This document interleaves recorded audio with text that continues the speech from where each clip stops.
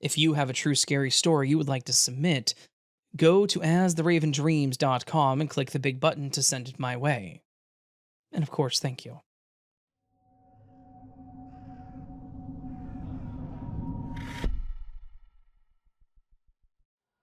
Hello, Raven. I hope this post finds you and yours well. It's been a while since I've posted a story, and this one really creeped me out, so I hope you enjoy it. My son, 8, told me something that had the heebie-jeebies jiving all over my whole body. As an aside, I'm sorry, but that is an amazing sentence. He recounted a time when he was 4 when he woke up one morning before me and my husband. As kids do, he wandered into our room to wake me up so I could fix him some breakfast. He said as he was approaching the bed to call out to me, and he noticed me and my husband twitching spastically in our sleep. Both of us. Obviously, he was freaking out. So much so that he screamed, which is what woke us up. He told me that even after we bolted up in bed, having been startled by my son's scream, my arm was still noticeably twitching. You know how when you raise yourself up in bed and your elbow is slightly bent? I was in that position, and my arm kept twitching. Apparently, my husband looked at my arm and said, "What the hell?" Now, I have no memory of this at all. I did ask my husband about it, and he confirmed hearing my son scream, and he remembered being woken up out of a dead sleep. He also remembers my arm twitching in his reaction. Something happened later that day that was equally as creepy, and I don't know if it's related, but I'm going to share it anyways if that's okay.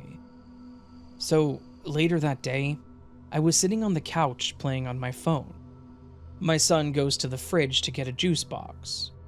We lived in a small apartment, and the way it was set up was when you first walk in, you're in the living room. The living room was connected to the kitchen, and me and my husband's bedroom was just beyond the kitchen. My point being, I had a clear view and was within hearing distance when my son looks over his shoulder towards my dark bedroom and says, "Yeah, I'll be there in a minute." I'm a helicopter mom, no shame, so I always keep an eye on him at any given point. I immediately froze for a second. I promptly called him over and asked him who he was talking to. He looked at me and then back at the bedroom, then back at me with this confused look on his face. He then proceeds to tell me that he heard me holler his name and tell him to come into the bedroom. We were the only ones home. That apartment was definitely haunted or something. Me and my husband have both seen a black hand with long, skinny fingers wrap around our bedroom door frame while sitting on the couch one night. Just a side note for anyone who is curious, we do not live there anymore. My son hears his name being called all the time while he's at his dad's house. I've even heard it. I went over to drop something off one day and his dad asked me if I would stay with our son so he could go to the store. So, Dad leaves, and me and my son are playing in his room when we both heard his dad holler, "Hey," son's name. I said something like, "Oh, I guess your dad didn't leave yet. Let's go see what he needs." We walk out to the front room, and no one is there. We look in the driveway, only my car is there. And no one else lived there at that time either. I know I sort of went off topic a little, but I felt it was relatable because my son hears his name being called all the time.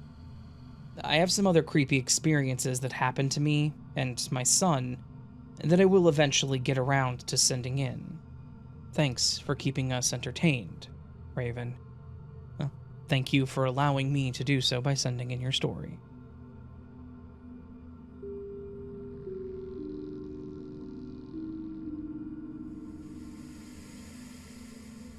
Hi, Raven.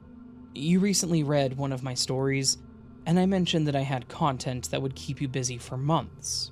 So, I decided to put pen to paper and share another experience. What I'm about to share was 100% not a dream. It was one of the most real things I have ever experienced. This is going a ways back, but fortunately, My childhood friend told me to write my dreams and paranormal experiences down, as I have many of them. She explained that keeping a journal or record of them helps us understand the dreams, messages, themes, and makes better connections or sense of them.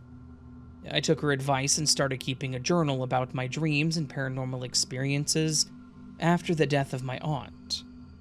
In March of 2015, my favorite aunt passed away. I was exceptionally close to this aunt, and I took her death very hard. In fact, I grieved her death for several years after. This aunt was an identical twin. Her twin had died in April of 1989 and lived in another country. My twin aunts were very special to me because they raised my father, as my grandmother died when he was a baby. The twins were about 16 years older than my father. Their father, my grandfather, remarried soon after my biological grandmother passed away. The twins' new stepmother was very abusive to my father when he was a baby, and she was very unkind to my twin aunts. The twins soon moved out of the family home and they took my father and raised him. Honestly, I'm forever indebted to the twins and the two other aunts that worked together to raise my father. One of the twin aunts owned a home in the United States. This is the aunt that meant the world to me. Sadly, March of 2015 marked a great loss in my life and left a gaping hole in my life. This story is about her. So, in June of 2017, I went to bed on a Wednesday night, and in the wee hours of the morning on Thursday, around 4:15, I woke up and sat straight up in my bed. Incidentally, I am certain of the dates and times as I referred to a journal entry before writing this. Anyways, upon waking up, I realized my husband was already up and out of bed. He left the house for the gym as he typically does before going to work. I felt his absence on his side of the bed, and suddenly I became wide awake. Normally, I know that his absence from the bed in the wee hours of the morning means he was either downstairs getting ready for his commute and long work day, or he was at the gym. This would not be cause for alarm. In fact, it would be reason for me to roll over onto his side and fall into an even deeper slumber. Not on this day. So, when I slid my hand over to his empty side of the bed, something felt unusual. I didn't know what, though, but I suddenly became wide awake, as if I had had my morning caffeine fix and the jolt following. It was as if I went from a full-on deep sleep state to a full-on awake state with not even a hint of grogginess in between. This is quite rare for me, so it definitely felt strange to say the least. Anyways, I sat up, fully alert, my eyes wide open, and I looked over at the oversized yellow chair in the corner of my bedroom. There, sitting right in my chair, was my aunt, Janine, the aunt that had passed away in 2015. It was as if she was sitting there quietly waiting for me to wake up and see her sitting there.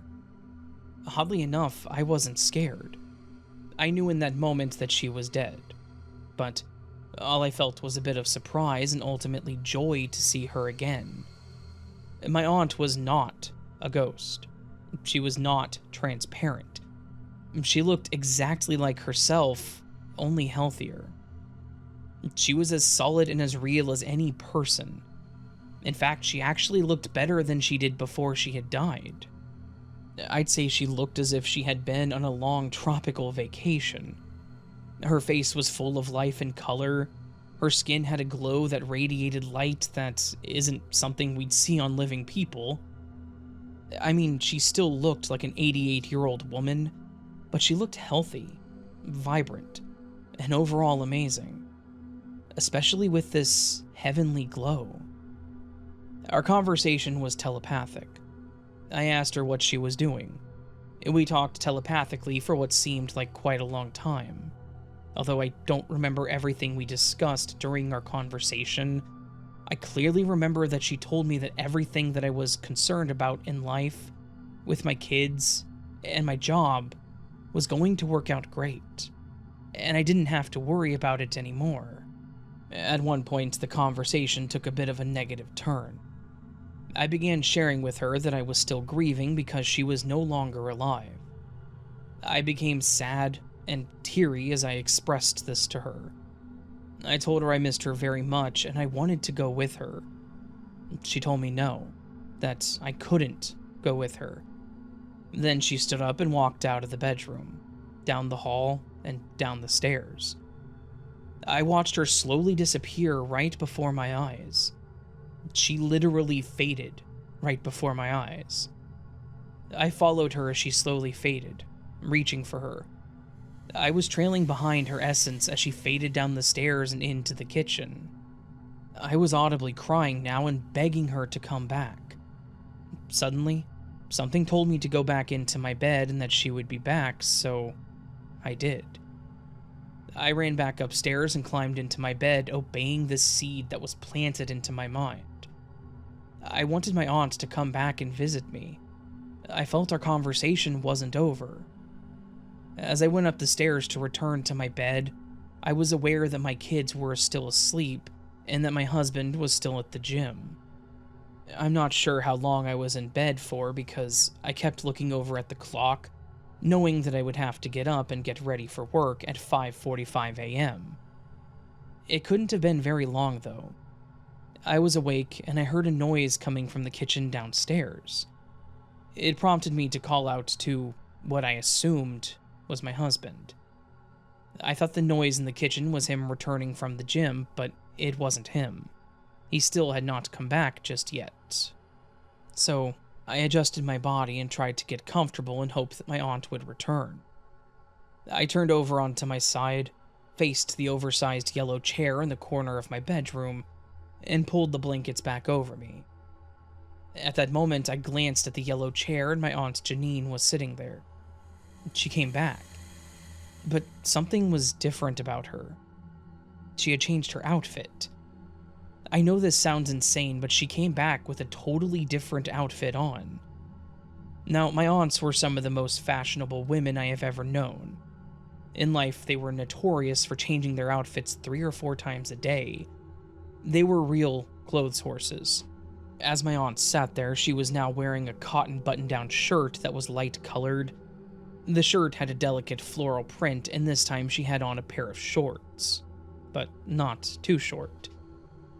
I found it strange that she had changed her clothes. After all, she was dead.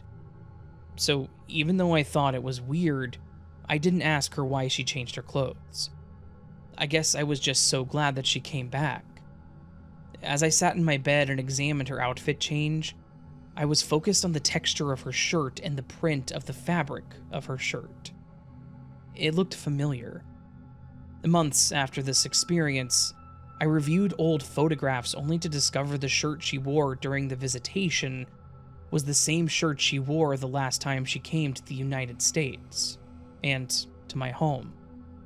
As I looked her outfit over, I noticed the familiar veins in her hands. Not to be unkind, but my aunt had veiny hands, and for a very tiny woman under 100 pounds, her hands and fingers were somewhat less than delicate. Her hands were all too familiar. Once again, my aunt telepathically told me that she has to go now and that I couldn't come with her. I was now sitting upright in my bed. She walked over and she hugged me tightly. I felt her 2 hands on my upper back. I have never felt something more real. This was the deepest, most penetrating hug that I have ever felt. It touched me deep into the depths of my soul. This angelic hug isn't something that can easily be described. That heavenly feeling stayed with long after she left. After she hugged me, she grabbed my 2 hands and squeezed them tightly. I looked down and saw her square-shaped fingers and her veiny hands as they squeezed mine. She told me that she loved me and that she would never leave me. The hug she gave me is one that I will never forget. I felt completely at peace. Then, once again, she vanished. Afterwards, I stood up, left the bedroom, I went downstairs and looked all around the house, tearfully looking for her again. At which point my husband walked into the kitchen. He saw me crying as I walked from room to room looking for my aunt. He asked me what happened as he saw how distraught I was, and I told him what I had just experienced. I thought that he wouldn't believe me or he would think that I was dreaming, but he just knew. He saw it on my face. He knew that she really had come to see me.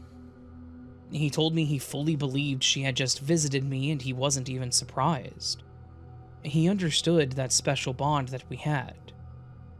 This visitation was an experience that left me physically and mentally exhausted for a few days. I felt as if I hadn't slept in a week. So on top of this visitation that took place on a Thursday, a few days later, the next Monday morning, my aunt's son, my cousin, sends me a text while I'm at work. His text message came at a very unusual time as he almost never texts me. This particular Monday morning, when I arrived at work, we had an emergency faculty meeting before school began. I'm both a college professor and an elementary school teacher. This faculty meeting and situation took place at the elementary school, not the university. We were told that half of the building would be closed off and students in this wing would be relocated to other areas and join other classrooms in the building until pest control dealt with a bat situation. There were bats spotted in the other wing of the building. Obviously, the teachers didn't want to create mass hysteria with students and their families, but truth be told, I'm terrified of birds and bats. So, needless to say, my anxiety level inside of me was elevated. The bird/bat fear likely stemmed from having a red-tailed hawk swoop down at me and graze my cheek once when running in the park. Either that or having some insane teachers show the Alfred Hitchcock movie The Birds when I was in 6th grade. That would be scarring to any young child. Anyhow, that's a story for another day. Just know that flying creatures have always freaked me out. So around 9:30 a.m. on this particular Monday, I look at my cell phone on my desk only to be surprised that I got a text message from my cousin. Before I read the text, I was worried that it was some bad news about another elderly relative in decline. Thankfully, it wasn't. Instead, it was a picture of my aunt with her arms spread out and a bunch of giant birds all over her arms. The text said, "Here is someone to brighten your day."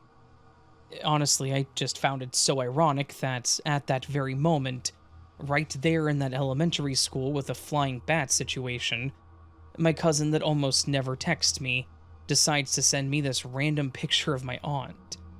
A tiny old lady with all these giant birds on her arms and head, from when she was in Costa Rica on a vacation years ago when she was alive. It was as if my aunt was reminding me not to worry about anything. In a weird twist, my fear about birds and bats melted away in that moment, and I felt that same feeling of peace wash over me, the same way I did after I felt her angelic hug. I think my fear melted away because that texted picture of her in that very moment was a clear reminder that, although she is no longer living, she is still with me, just like she promised. She said she would always be with me.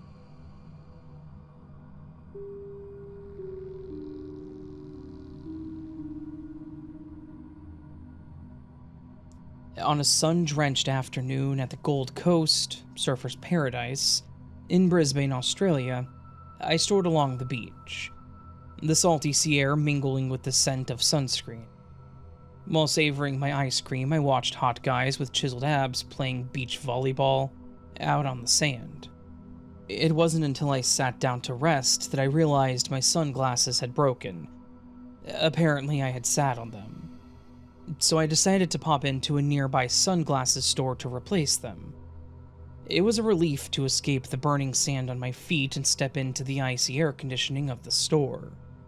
As I walked into the store and began browsing the sunglasses, I noticed something unusual in their reflection. Behind me stood an extraordinarily tall man. about 7 feet high, with skin as white as a piece of paper. His height was striking, making him stand out even more in the store's bright light. At first, I thought that he might be an albino, but then I noticed more details. His fingers were unnaturally long, his ears and nose were tiny, and his eyes were enormous, almost double the size of normal eyes. The next thing I noticed was even stranger. It didn't look like he had teeth at all. Instead, his mouth seemed to have little ridges where teeth would normally be. When he took off the glasses he'd been trying on, I saw his eyes more clearly. Not only were they huge, they weren't the usual green, brown, or blue. Instead, they were a striking reddish pink with a blue ring around them. At that point, I think I may have gasped in shock. With the sound of my gasp, I caught his attention. He turned to look directly at me, his huge eyes locking onto mine. I was frozen, not knowing what to do or where to turn. The intensity of his gaze left me feeling completely paralyzed. When he spoke, the sound that came out was almost like a bird chirping, so delicate and faint that I wasn't sure if it was really him or if he had a baby bird in his pocket. Then I heard a voice in my mind, clear and soothing, saying, "Don't worry, I'm not going to hurt you. I know I look strange, but I'm not here to harm you." At that moment, I was hit with a wave of sensation, like the warm, soothing rush of morphine. It felt like he had some kind of magical power, using it to wrap me in a cocoon of calm. Everything seemed peaceful, as if I were in paradise, and I felt completely at ease, as though nothing could harm me. Was this some kind of drug, or was this something else entirely? As he paid for the sunglasses, I couldn't help shake the feeling of awe and curiosity. The telepathic message and the serene calm he had instilled in me made me question everything. Was this encounter real, or was I dreaming? The strange sense of calm lingered as I watched him leave, disappearing into the bustling street outside. As he walked away, I felt a surge of curiosity. I decided to follow him, hoping to catch a glimpse of something extraordinary. Maybe a portal like the one I'd heard about at the Miami Mall. But as I reached the street outside, there was nothing unusual to see. Just the waves crashing and the sound of people laughing on the beach. He had vanished without a trace, leaving me with more questions than answers. What did I just witness? Was this simply a tall, albino man? Or was he what they call a tall white, like the ones I've recently researched? I'm beginning to think that maybe not all aliens are as bad as we see in the movies. Perhaps some, like this one, can actually be kind. This encounter made me realize that maybe we should approach the idea of aliens with curiosity, rather than fear. After all, there's a lot we don't understand, and kindness may be more common among them than we think.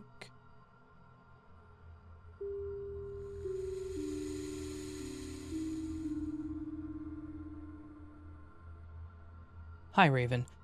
One of your podcasts had sparked this memory from me, and I hope that you find it interesting. When I was younger, I don't remember the age, I just know I was single digits, maybe between 7 and 9 years old, I used to have a hard time falling asleep. My grandma, who took care of me and my sister as well as a number of our cousins from time to time, my sister and I didn't have our parents in our lives. They are alive, just not good people, aside from my dad. The room set up where us girls were was one bunk bed on the far wall, where a window was, and one single bed where one side was pressed against the wall. I can't remember what led us all to be so terrified to sleep alone, but I remember my sister, who I'll call Stacy, my cousin, who we'll call Casey, were not okay with sleeping alone. So we piled into the bottom bunk. My grandma decided to come sleep with us that night, which was unusual, as my grandmother was not a nice or caring person, but it caused all three of us to be relieved. My heart is pounding just typing this out. At some point, we all fall asleep, and Casey decided to move to her bed, the top bunk. I'm not sure why, but I woke up and had the sudden urge to leave the bed, as I felt uncomfortable and needed to use the bathroom. Even as a kid, I was never disturbed by nightly bathroom visits, so this was very weird. The room was pitch black. I couldn't see anything at all. That was my first indicator that there was something off. There was a ladder, as most bunk beds have, so I remember trying to find it so I could find the edge of the bed. But when I reached out, I was met with a wall. The bunk bed was a metal one, typical for the 90s, and had an opening on all sides. I remember thinking that that was weird, so I ran my hand up and down it and followed it to see if I could find an empty space. Again, it was pitch black. I couldn't even see the wall no matter how close I got to it. I couldn't find anywhere that would allow me to get out, so I resorted to waking my grandma. I knew that she would be livid, but wetting the bed would have made her more angry, so I was willing to take the whooping for waking her. Here's where things became scary for my young self. There was no one else in the bed with me. Stacy and my grandmother were no longer asleep in that bed. At this point, I became frantic. I was sobbing and running my hands along where I thought the ladder was, and then tried where I thought the window was, hoping I could feel the curtain to pull it aside and shed some light into the room. No matter where I placed my hand, I was met with a wall. Smooth, lukewarm wall. I couldn't find an out. I didn't know what to do, so I tried hitting the walls and calling for my grandma, sister, cousin, but no one came. It was as if I was trapped somewhere else and not in our tiny 3-bed room. Something told me that panicking like this wouldn't help. Then a weird sense of calm came over me. Like I knew if I focused on imagining myself back in that room, I would be back. So I took quite a few deep breaths. I have no idea how my young mind knew this would work. I stopped crying and imagined the walls gone. I closed my eyes, counted to 10, opened my eyes, and then reached for the ladder. The wall was gone and the pitch black lifted like a light switch being flipped. The ladder was back and so was my sister. I got up to use the bathroom. The power of my grandma's whoopings were no joke. Alternate reality or not, I was not wetting that bed. When I got up to go, Grandma was awake in her room and asked me why I was up. When she saw my face tear-streaked and red, she asked what was wrong, and I remember just saying, I had to go potty, but I couldn't see, so I got scared. I don't know why I didn't tell her what really happened. I think I was scared that she wouldn't believe me, but I never did. To this day, I still don't know what happened, but I know that it was real.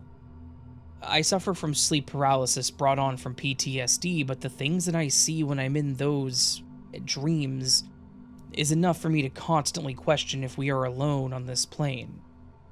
Maybe I'll share one of those stories, but for now, I hope that you enjoyed this one, Raven.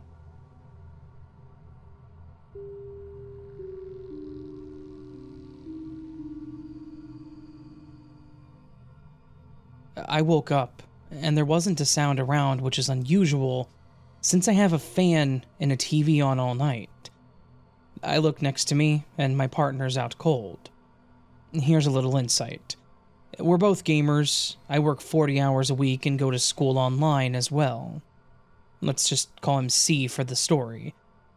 I get up every morning for work at 2:30 a.m. I leave by 2:45 a.m. and get to work by 2:55. Of course, it's creepy at 3 a.m. opening a gas station by myself until the cashiers get there, but I never pay attention until recently. It started when my mom and her ex broke up. The whole air around us seemed to change for the better. And that was until my nephew woke up one night after everyone in the house heard a loud bang and he was unconsolable. He never went back to bed that night, but I had an early appointment the next morning that we all went to. After getting home, everyone went back to bed. Later that day, they left, leaving me and C home alone, and that's when the voices started. They sound like people in the house calling to us, talking. Whatever it is, we refused to leave the room. Now, fast forward a few days later, and I've been seeing a tall shadow following me all the way to work, and he hangs outside of our house. Being Wiccan, I know not to engage with it or show it fear, but I'm starting to get freaked out.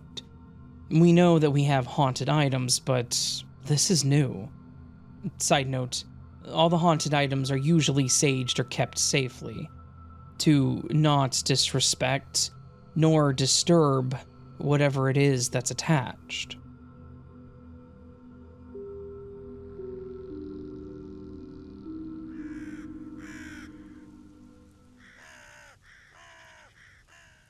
So that, my friends, was a collection of some strange and scary stories. Stories that are not necessarily terrifying, but always a bit on the odd side. And we here on the As the Raven Dreams podcast, or show, or whatever you want to call this silly thing I do, enjoy the strange and weird. Now, we like the really scary. I like the really scary stuff. I like the real... That was the wrong word. I like the, physical scary stuff, too. The stalker stories, the stories where people are involved and it's not necessarily supernatural. But you all, and of course myself as well, enjoy the paranormal and the supernatural a little more, as far as I can tell. Now that, as far as I can tell, comes from analytics, video views, listens, comments, thumbs up, that kind of thing. And sometimes, those silly little polls that I do, you guys like to overvote on ones that are supernatural. This is not me complaining in any way, shape, or form. It's just funny to me that whenever you guys overvote on supernatural stuff, and then I do the video featuring the supernatural stuff that you voted for, it always drops 10 of 10. Like, it is the lowest of the last 10 videos, comparatively. So, I don't mind. If I minded, I would stop doing this. Not every video can be a success. Not every video can be 1 of 10. That's typically just glitch stories, or parallel universe stories, or sometimes the unexplained horror stories. Those are typically 1 of 10. Honestly, and this is, I don't know why I'm talking about this, but whenever it comes to video analytics, if a video is 3 of 10, that typically means it's actually 1 of 10 because the top 2 are always glitch videos. So now you know why I do those weekly. Glitch is always 1 and 2 of 10. There's never an exception. It's crazy. I don't know. I love doing this. I love finding that stuff. And honestly, I just love reading scary stories, and hopefully you all enjoy my readings of these scary stories. If you did, please do consider hitting that like button. That'd be awesome. If you're new to the channel and liked what you heard, please consider hitting that subscribe button and the bell next to it to get notified of when I post. I post frequently. Yeah. You can also go down below the video, leave me a comment with your thoughts, how you're doing, how things are. I just heard patient sneeze upstairs. Bless you. Excuse you, whatever. She's upstairs, she can't hear me. Whatever I'm trying to say. You sneezed, patients, if you're listening to this in the future. It's 3:57 p.m. You sneezed. Anyways, leave a comment with your thoughts, what you think of the stories, think of me, think of the podcast, think of the show, whatever. You can also join Patreon memberships to get early access to content like this. I said content weird. To get content like this. Or you can do a super thanks, which is a tip to the channel. Never expected, always appreciated. There is also a coffee link, which is a link to the posters I recently ordered. I have about 45 to 48 of each of them. They are limited prints. I don't know if I'll reprint them, so if you want a poster, check it out down below. Yeah. All that said, friends, hope you're having a gorgeous day, and I hope I see you again here very soon. But until then, remember that you are loved, you are valid, you are important. You're the best you that you can be. Do not forget it, and don't let anyone tell you otherwise. And until next time, my friends, much love, and sleep well.